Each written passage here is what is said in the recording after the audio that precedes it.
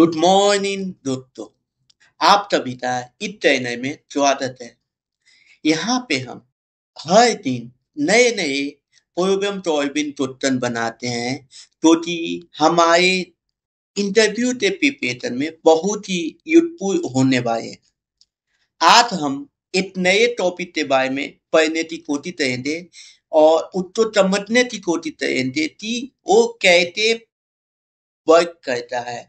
और ये टॉपिक छोटे से छोटे कंपनी और बड़ी से बड़ी कंपनी में दोनों में ही पूछी जाती है। तो हम आज इस टॉपिक पर फोकस करेंगे। टॉपिक का नाम है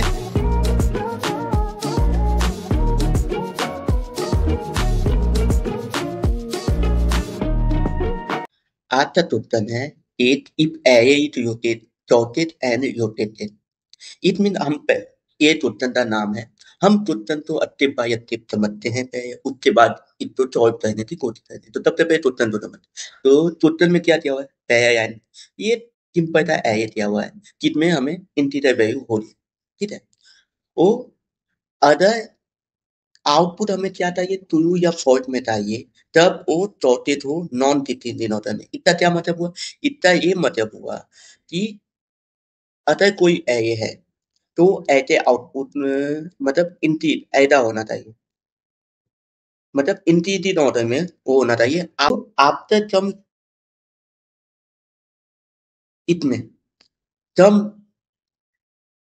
तो रोटेशन में वो इस तरह का आउटपुट दे, ठीक है। तो हमें उसका वैल्यू ट्रू देना है, अनदर बात उसको हमें फॉल्स दे देना है, फॉल्स दे देना है, ठीक है। तो हम पहले क्वेश्चन को समझते हैं। पहले क्वेश्चन में ए दिया हुआ है, ठीक है।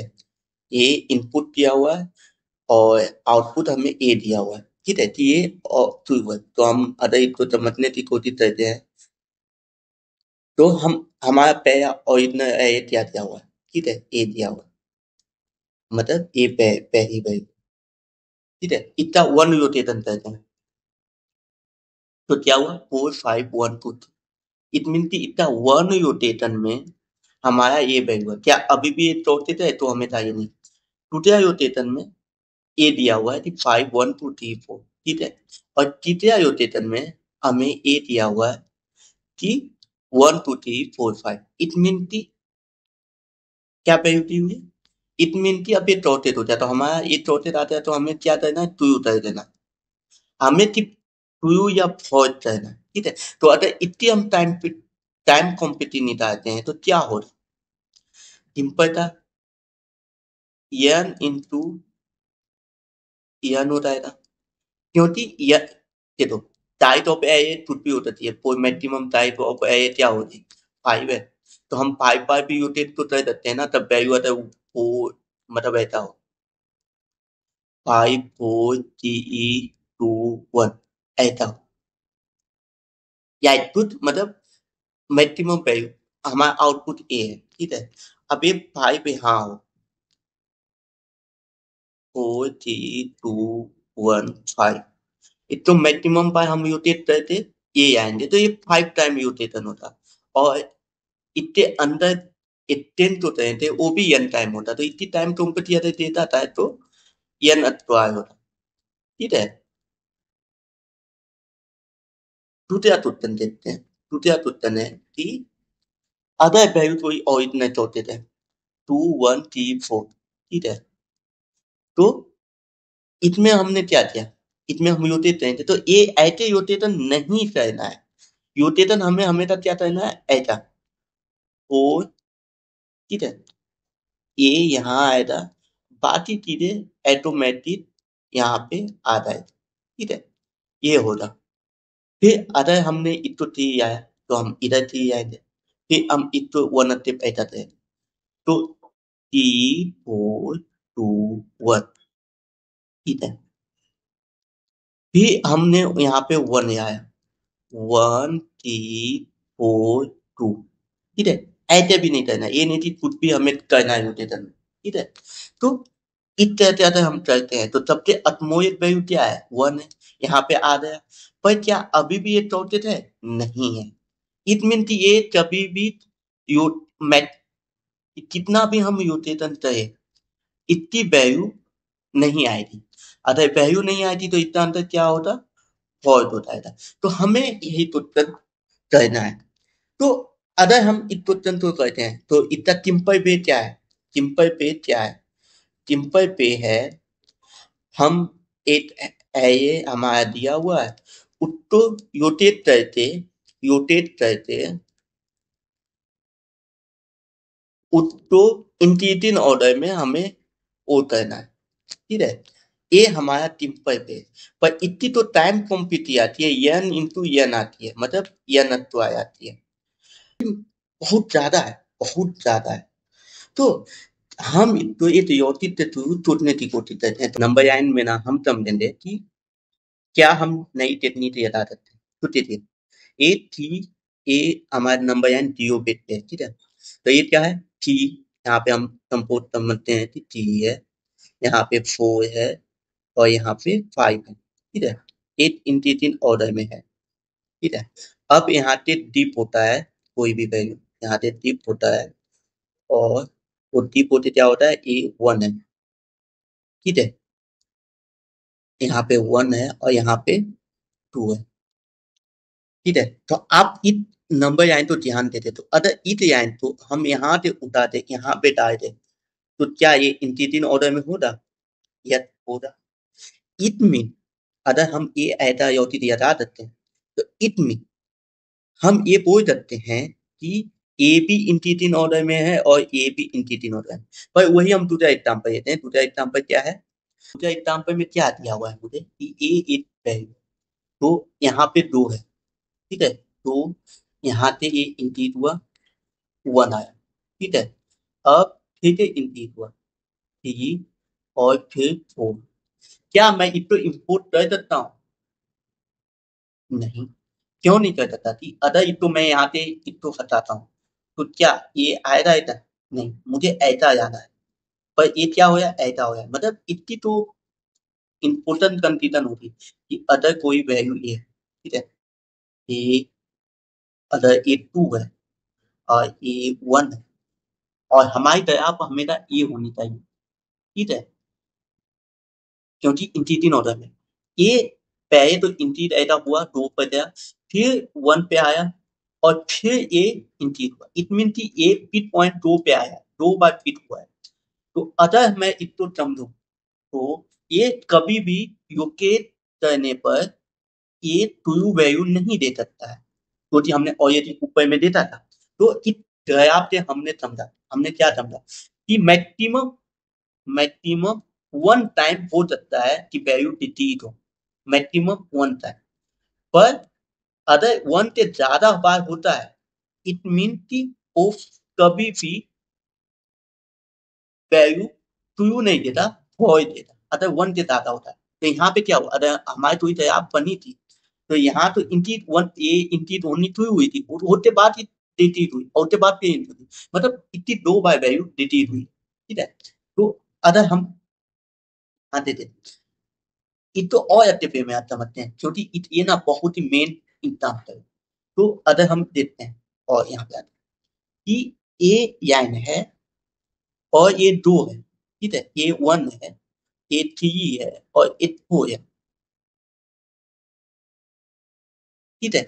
पर रोटेशन करने के बाद क्या होना चाहिए, ये और इंक्रीज होना चाहिए, तो पर ये 4 है और हमारी रोटेशन वैल्यू 2 है, तो ये क्या हुआ, फिर से डिक्रीज होते 2 पे आ गया। हम ये दो वैल्यू पिक हुई है, ठीक है, 1 बार डिप हुई है और ये दूसरी बार डिप हुई है। इट मीन कि ये वैल्यू ऐसा नहीं होना चाहिए। इट मीन कि हमें इसको भी कंपेयर करना पड़ेगा कि ये दोनों अगर ऐसी है तो इंक्रीजिंग वैल्यू में हो, ना कि डिक्रीजिंग वैल्यू में। तो अगर हम इस क्वेश्चन को अगर सही बार में एक नियम लेते हैं तो हम क्या कहते हैं कि if A of I greater than है ए ऑफ आई पर 1, मतलब ए ऑफ आई ये देना है 1, ठीक है। ये कंडीशन होती तो हमारी वैल्यू क्या है, इंक्रीजिंग वैल्यू में है। पर अगर एक बार ये डिक्रीजिंग वैल्यू में आए तो हम एक इंटीजर वैल्यू में काउंट की वैल्यू लेते हैं कि अगर एक काउंट है तो उसको की परत, ठीक है, टी है, यहाँ पे जीरो दे देते हैं। और याद में तब के याद में हम एक टेट दे देंगे कि तो याद वैल्यू है ओ ऑफ जीरो।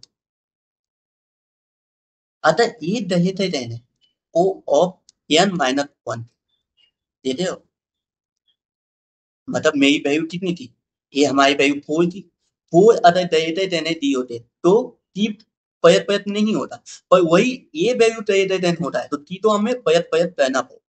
तो ये एट टेटे तो हम बोल सकते हैं, एट एट ही हमें याद में भी चेक करना है। ठीक है, अब हम इतने कोड को एक बार करने की कोशिश करते हैं खुद से।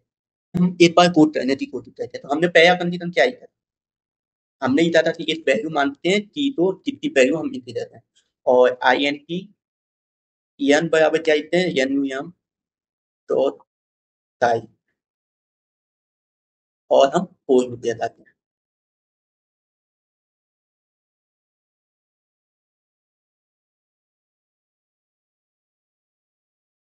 कंडीशन हमें देखना है, कंडीशन हमें देखना है कि एन ऑफ आई आई बड़ा हो एन ऑफ आई पर वन।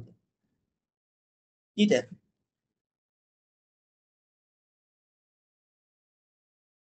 तो हमें क्या करना है टी पर देना। ठीक है, क्योंकि ये कंडीशन हमने और ये दी है और ये याद एक चीज करना है कि नम ऑफ नम ऑफ जीरो ये बया n of n minus one. तो क्या होना चाहिए ई पर होना चाहिए। ठीक है, और चेक करना है इफ टी की वैल्यू ये टेन इक्वल टू वन है तो रिटर्न क्या होना चाहिए ट्रू होना चाहिए। ट्रू अनदर बाय क्या होना चाहिए फॉल्स होना चाहिए। false। ठीक है, ठीक है, अब हम एक बार तो यन करने की कोशिश करते हैं। हाँ, यहाँ पे यन टाइम एरर क्या है, इसका मेन कारण क्या है कि ये देखो यहाँ पे इंटरेक्ट होता है ज्यादा, कभी कभी हो सकता है तो यहाँ पे हम माइनस वन कर देते हैं और अब यन करने की कोशिश करते हैं तो अब सही हो जाएगा क्योंकि वो आउट ऑफ बाउंड चला गया था। ठीक है, अब सबमिट करते हैं।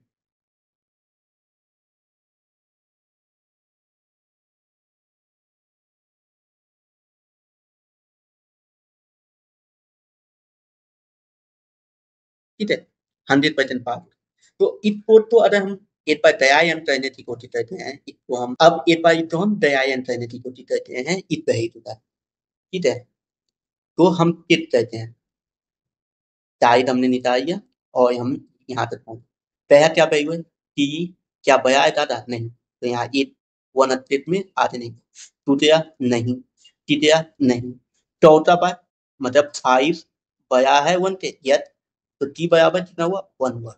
ठीक है, फिर आगे बढ़े तो क्या टू बया है वन बया है टू दे नहीं, फिर आगे बढ़े तो अब दे दो यहाँ पे प्रॉब्लम हमें यन टाइम इसलिए दे जाता थी यन माइनस वन, मतलब यहाँ तक हम आए और हमने और ये भी चेक कर यन पर वन, पर अगर यन तक जाते तो हम यहाँ आते और यहाँ की वैल्यू आते बढ़ने पर एयर दे देता क्योंकि यन आई पर वन मतलब यन आता और वो ओवर पर हो रहा था। ठीक है, फिर हम आगे बढ़ते यहाँ पे इस केस में क्या तीन बया है दो थे नहीं बया है तो यहाँ पे भी नहीं होता तो हमारा आंसर टू दे, पर हम टू का एग्जाम्पल अच्छे से समझ क्या है टू वन थ्री और फोर।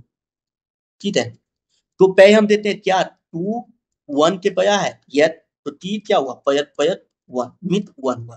फिर आगे बढ़े टू वन बया है तीन थे नहीं, तीन बया है चार थे नहीं। अब यहाँ पे फोर यू खत्म हो जाए, अब हमने तेरा थी क्या टू ऑफ और फोर, क्या ये बया थे यस, तो टी का क्या हुआ एक वैल्यू और इंक्रीज हो गया मतलब टू हो गया, तो यहाँ पे फोर अंदर। ठीक है, अगर इसकी टाइम कॉम्पिटिटिव के बारे में बात करें तो सिंपल थे ओ ऑफ एन होता क्योंकि हमने सिर्फ एट फोर यूपी किया और इतने पहले बार टाइम कॉम्पिटिटिव कितनी थी ओ ऑफ एन ट्वाइस, तो ये तरह होती। अटपेट कॉम्पिटिटिव के बारे में बात करें तो क्या होता ओ ऑफ वन होता क्योंकि हमने इतना अटपेट नहीं किया, तो इस तरह से इस क्वेश्चन को हमने सॉल्व किया है। अगर ये वीडियो आपको पसंद आया हो तो प्लीज इस वीडियो को सब्सक्राइब करें, लाइक करें और अपने दोस्तों में शेयर करें। Thank you.